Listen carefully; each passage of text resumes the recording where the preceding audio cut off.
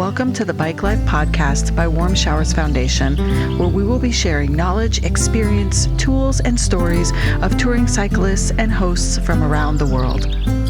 I'm Tara Lee, the woman behind the scenes at Warmshowers Foundation, the leading platform for cyclists looking for hosts and to connect with a passionate international community. Find out more by visiting us at Warmshowers.org. Now on to the show. Today we have the author of Conversations Across America, which is a book about a father-son journey of a lifetime, a 73-day, 4,600-mile cross-country bike trip Kari took in 2015 with his 75-year-old dad, Merv, who had early on-stage Alzheimer's. Their adventure reminds us of the power of perseverance and adaptability in the face of uncertainty.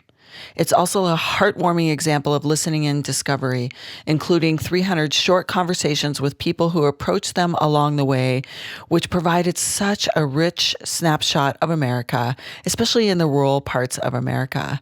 So, Kari, thank you for joining me. Thanks for having me. It is wonderful to be here. So tell us how you originally got involved in, well, let's start with Warmshowers, or let's start with touring, and then we'll get to Warmshowers. Yeah. Okay. So touring, I grew up in Eugene, Oregon, and very progressive outdoor place. And so in the early 80s, we were doing triathlons. My dad was someone who biked to work when that was kind of unheard of. And so early on, kind of the first bike touring adventure we did was 1984. I had just finished 8th grade. My dad and I biked from, it was 3-day, 300 miles from Pinedale, Wyoming, where our grandparents had this small little cabin, up through Jackson Hole, and then up and around Yellowstone. And my sister and her friend drove as SAG support. But those 3 days, 300 miles was at that time just an eye-opening experience and taste of adventure, and how you have to work through all of those uncomfortable lows to get to then the incredible highs. Amazing experience. Kind of fast forward, did a number of other things with my father. We in 2001 we did a 5-day, 300-mile self-supported tour of the San Juan Skyway in southwestern Colorado. Amazing, gorgeous, and continued over the years talking about doing a cross-country bike trip on the Trans Am, but it had never happened. And so then 2015, suddenly we had this opportunity and seized it. So you've been touring together for a while. Yeah. I mean, we had done. Those two. We also did a short kind of 2-day a busted trip down the Oregon coast. Busted because had some injuries that on day 2 we stopped short.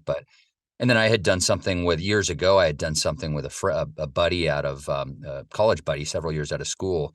We biked from Santa Rosa, just north of San Francisco, over the Golden Gate Bridge, then down Route 1.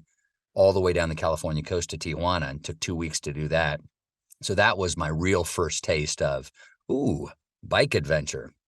And also the beauty of seeing how, besides there's the relationship of the riders, and there's the kind of the physical part of that and the scenic part, but then how all of the people, it's amazing how when you're on a bike, you're vulnerable and people come up and start talking to you. And so there's this opportunity to connect with people along the way. Has that always been your greatest joy of the connection, the opportunity to meet others along the way? Well, that's what I've found is, I mean, there's so many elements to bike adventure, and and I love all of them. But one of those that I think is that really makes it special is just going with open ears and eyes and heart and listening to people tell their stories all along the way. I find with a lot of bike adventure, I think it becomes self-absorbed. Look, we got from point A to point B. Look, isn't this awesome? And they kind of whisk by a lot of things. It's kind of amazing. It was the show Amazing Race. And okay, did you really see the world? Yeah, you saw a lot of it. That's one way to do it. But when you have the chance to share a meal with a lot of people, let alone, a room to transition into warm showers. I mean, that's that just completely changes the depth of connection and I think the overall enjoyment of travel. Yeah, our community is very unique, and it is such a warm and welcoming environment between hosts and cyclists, and the impact is both ways.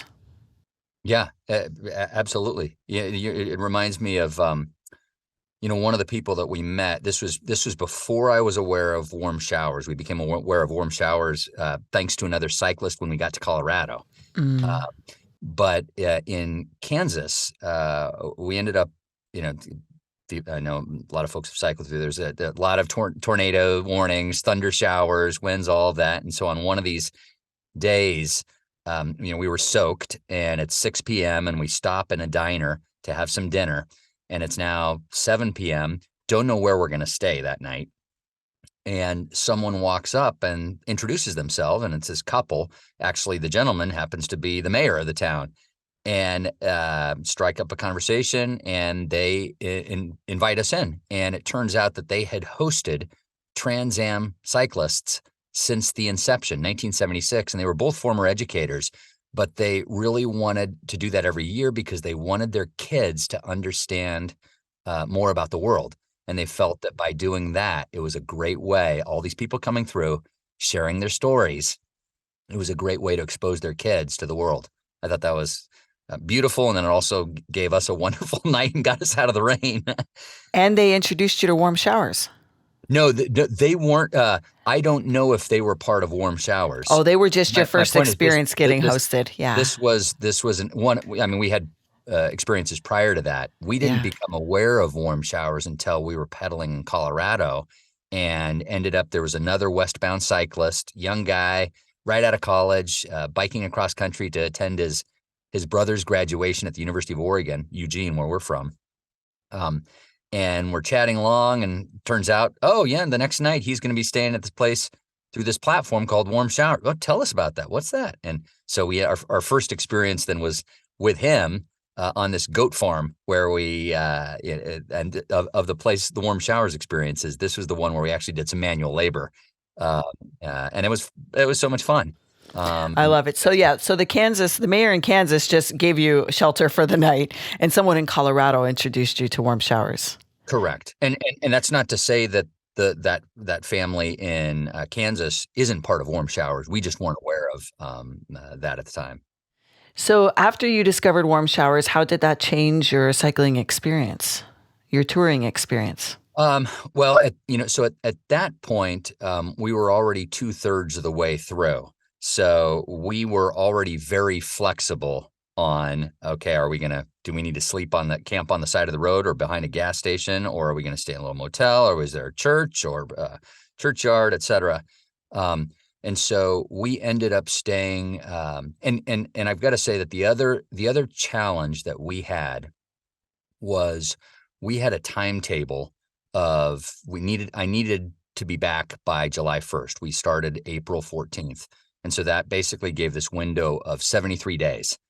And so I knew that we had to kind of keep moving. And then we had this unpredictable element of um, not only general bike adventure and uncertainty, but my dad had early stage Alzheimer's. And so I had to kind of play every day by ear.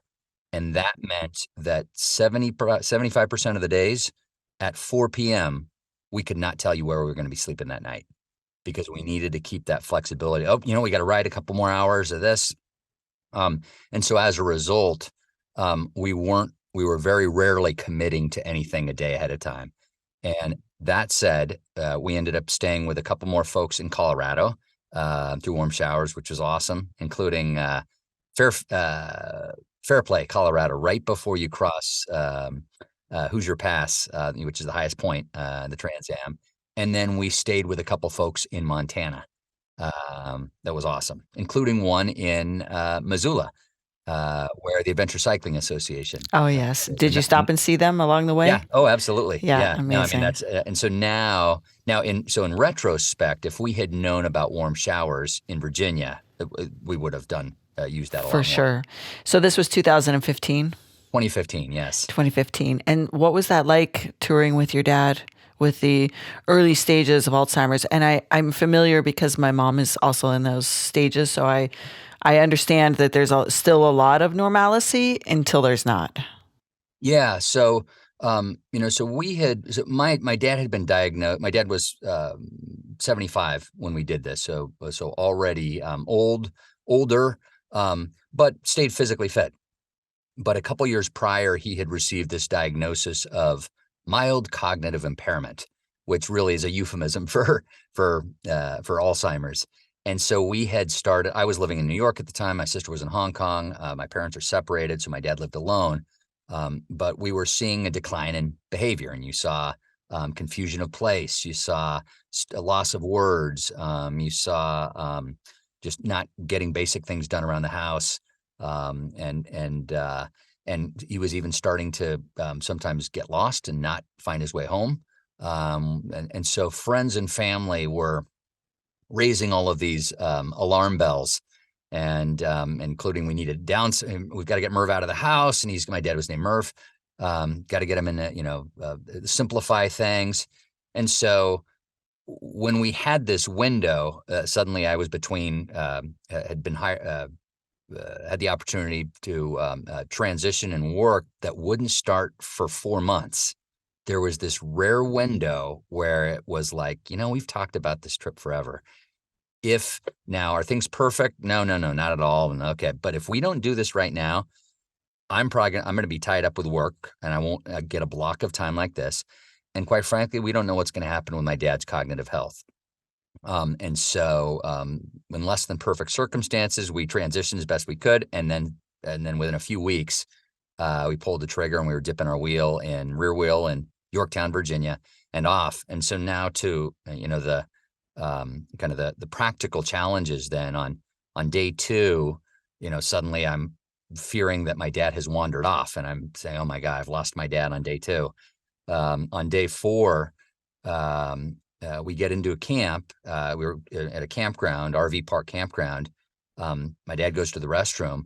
I make set up tent, go get some food, make dinner, eat dinner, and 45 minutes later, my dad's coming back from the restroom. So I'm scratching my head, saying, "Huh, okay, I need to check in on him now, going forward." And then Hmm. day five, he comes out of the restroom ready to cycle, and he's got his Lycra shorts on inside out, and there's this wonderful bright red padded crotch screaming like a bullseye. And so I get to make him aware of that a little fashion faux pas and get him squared away, and then we're off. So that gives you a sense of, I didn't know, because this, besides being able to pursue this dream, it was going to be an opportunity for me to spend 73 days close. I mean, we were rarely more than 10 feet apart. And so I could see for myself how my dad was dealing with the Alzheimer's. And so after the trip, how did that impact like your plans for your father? Like what happened after? Yeah, so when we had listed his house for sale, and I helped clean things out, and we were kind of prepping for his move right before the trip. On the trip, while we were in Missouri, I was kind of still working with a broker, wherever we could get Wi-Fi. And then it was in Idaho that actually there was an offer on the house, and that sparked some interesting, difficult conversations around the theme of Alzheimer's and kind of the year going forward. Um, but when we ended, literally the next day, got to Astoria the next afternoon. We were in Eugene there, visiting several places, several possible one-bedroom units in an independent living center. And about 6 weeks later, my dad made the final move. And then the next 4 years, just to kind of fast forward, he was there for 2 years. Wonderful experience, but continued to have cognitive decline. And then we moved him into assisted living 3 years out, and then from there into memory care 4 years out. And he passed about 6 months after that. Actually, just before COVID. So our last celebration was the celebration of life was March 1st, 2020. And it was probably the last large gathering in Eugene there. And everyone was abuzz talking about this thing called COVID. So What a beautiful experience. You know, the fact that you listened to the timing becoming available in this one chunk while you had the availability to do it. I just so deeply honor that you took advantage of that. And I'm sure that that was so special for your father. Yeah, so thank you. And big adventures like that, especially I think with loved ones, you have the experience itself and all the highs and lows that may come with that. But then you get really residual value of that experience for the rest of your life, which really are the smiles. Mm-hmm. And so for those last 4 years of Merv's life, my dad was, one of the humblest people you'll ever meet. Not one to puff his chest. And yeah, I mean, he just crushed it. I mean, he biked. It was 4,600 miles across the country as a 75-year-old with early stage Alzheimer's. Goes all the way across, but he's never gonna, self promote. Uh, and when people would come up for those next 4.5 years and say, "Hey, did you cross the country on the bike?" You would see him glow. And whatever he was did now he was just glowing. And so I think that's just a reminder of, if to encourage folks to whatever those, I always wonder, like, man, go for it. Seize the day. Um, And you know what's fascinating is when you talk about it, you glow. yeah, yeah, no, exactly. And so I've been fortunate to be around other folks that have listened to those voices, and followed those. And so I've been kind of systematic. Okay, now what's the next little void? And so that was an opportunity of, and I'm not sure if I'd been exposed to a lot of people like that. There were too many reasons for us not to do the trip. Too many Mm-hmm. practical reasons for us not to do the trip. And yet the magic, I think the magic, so much of the magic of life comes when you go off piste. Mm-hmm. And, not there's the runs over here, but they're going off piste. I don't know about that. Yeah, yeah, yeah. That's my life in a nutshell. So I totally Yeah. get it. We're talking the same language. Yeah. Um, so what? Tell me about the book. How did the book come to formulation in your mind to document this journey? As because you didn't just document the journey, you shared 300 conversations Yeah. of people that you met along the way. Yeah. So I referenced the trip that I did with a buddy down the California coast years ago. It was 1996. And after that, I had done just kind of this little project where I was like, wow, let me just do a little visual poster here of some of these places and some of these characters, these colorful characters that we met along the way. And oh, and it's so fun. They said this and this. And so that gave me the idea of something like this. And then just in 2013, before we did the trip, I'd seen the Humans of New York. I don't know if you know Brandon Stanton, and Yes. Mm-hmm. just beautiful, and he's just literally going around New York City and like, oh, take a photo, and occasionally there'd be a quick little caption or something, but not often. Not it was just a photo. So when we did this trip, I wasn't thinking about telling the father son part of the trip. I was wanted to come up with this kind of coffee table book that you could pick up, put down, and just get a snapshot of America.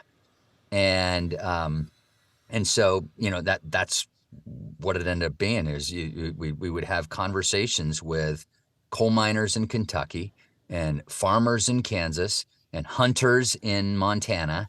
And you just get the entrepreneurs in Colorado, and you just get the people walking across the country, and you just get this Mm-hmm. wonderful range of folks and whatever is on their mind then and there. And it's amazing because pretty quickly they also start to tell you, everything starts with, "Hey, where you headed?" or "Hey, where you coming from?" Uh, Mm-hmm. and then pretty quickly, if you flip it or you say, "Hey, how about you? Where are you from here?"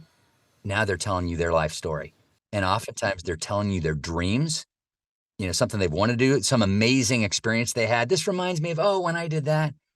Some of them are telling you about the disasters. I always wanted to do that, but this happened, and now I'm Mm-hmm. battling that. But it's just this wonderful, poignant snapshot of America all the way across. And so kind of as a practical standpoint, I went, and what I would do is, as we're pedaling, then we, you don't know who's coming up to you. So as soon as we would have these conversations, pretty quickly I'd pull out my phone while I was either at the next stop or sometimes like at the top of a hill while I'm waiting for my dad to climb out, and I would thumb this into Evernote, use the application Evernote, and I Oh was like, okay, what yeah. did they say? Okay, da, da, da, da, da. And I got really good at replaying all of these conversations on the bike. So it's like, okay, they said that, they used this line. I've got a decent memory, but I got really good at memorizing the little slang that they use in each region or the specific, state park that whatever. And so I got really good at capturing all of that. And so anyways, completed that after as part of a creative sabbatical here a few years ago, 2019, I started putting that together.